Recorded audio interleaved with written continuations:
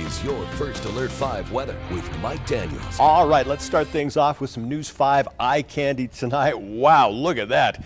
Carol took this over the weekend from the Wet Mountain Valley. The snow-covered Sangre de Cristo Mountains. Rob, I could look at that picture until the cows come home.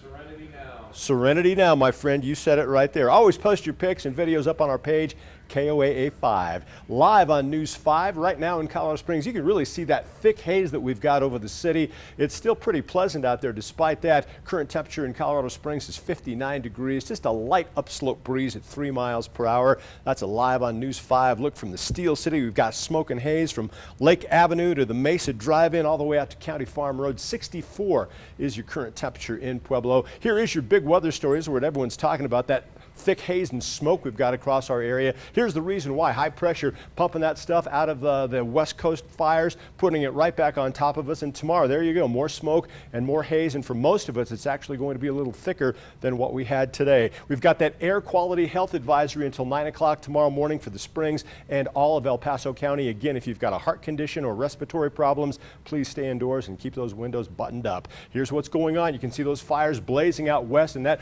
rotation picking that stuff up and putting it right back on top of the state of Colorado. When you open the door tomorrow morning, 7 a.m., we will have haze and smoke, and it'll be pretty thick along the I-25 corridor all the way out east to the Kansas border. This model wants to thin it out a little during the afternoon into the evening, but I think it'll probably be Friday before we really see that stuff start to thin out. That westerly flow on Friday going to scour that stuff out to the north and east of our area. Pueblo, 83 your afternoon high today. That's pretty close to average. In Colorado Springs, we topped out at 78. Cooler today thanks to that cold front that rolled down I-25 early this morning, kicked up that strong gusty wind. Under clear but hazy skies tonight, it's going to be very comfortable. Those lows exactly where we should be this time of the year, and it's always good to be normal. Your afternoon high temperatures tomorrow 4 to 5 degrees hotter than what we had today, and that unusually warm air is going to stick around for at least the next 7 days. The last weekend of summer, this Saturday and Sunday, temperatures will be unusually warm. 85 on Saturday. I think that'll be the warmest day we'll have to deal with for the rest of summer anyway.